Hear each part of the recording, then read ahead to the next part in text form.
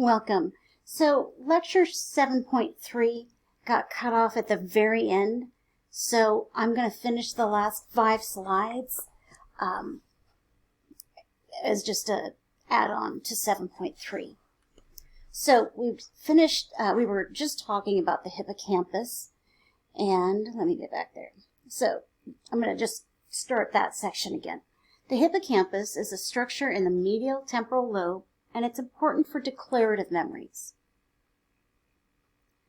It's responsible for encoding new information, then transfers the encoded information into short and long-term memory. And it's absolutely crucial for the development of long-term declarative memories.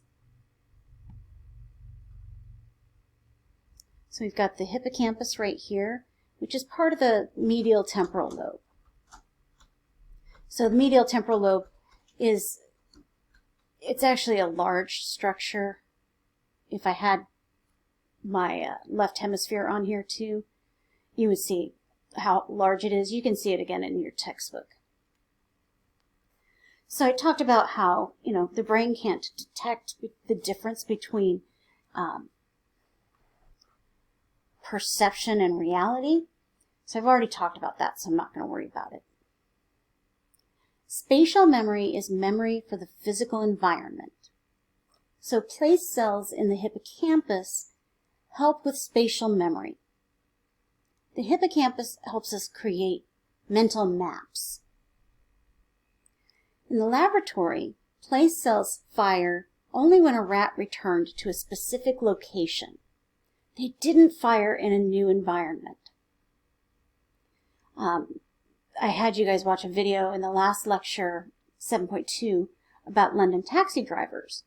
And they found that London taxi drivers, because of this 2-year study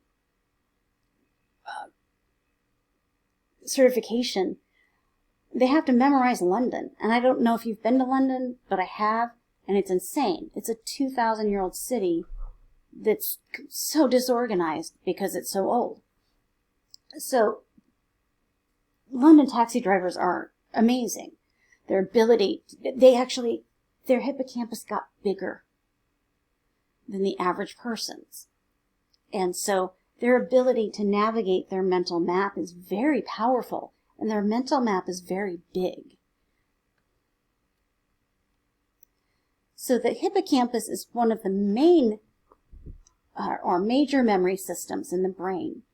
Without a working hippocampus, conscious memory would be impossible. It doesn't mean you wouldn't have the memory, but it means that your ability to experience that memory would be impossible.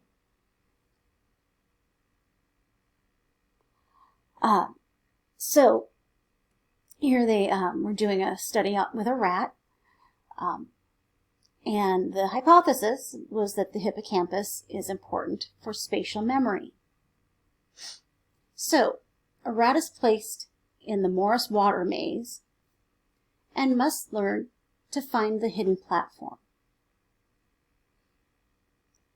So when they put rats in with a normal memory system, they didn't have a hard time figuring this out. And then, they could go, you put them in the first time and they've got to swim around and try to figure this out. And then, after a couple times, they learn just where it is and they can go right to it. They still can't see it. They just know where it is because their hippocampus has processed that memory and they've created that mental map. When they used rats who had damaged hippocampi,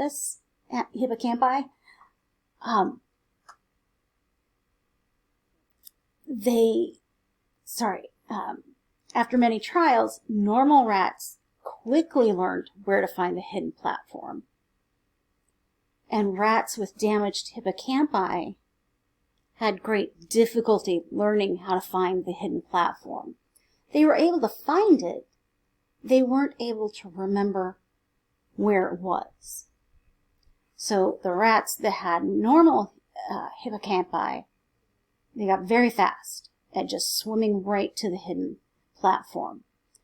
But this is what, so here's our normal rat, and they've got to do trial and error at first. But for the rats that had damage to their hippocampi, they continued having to just swim around to find the hidden platform each time. It was just kind of an accidental discovery of the hidden platform because their hippocampus could not create the spatial map to help the rat with this, develop this skill, this memory. And so the conclusion of this study is that yes, the hippocampus is important for spatial learning.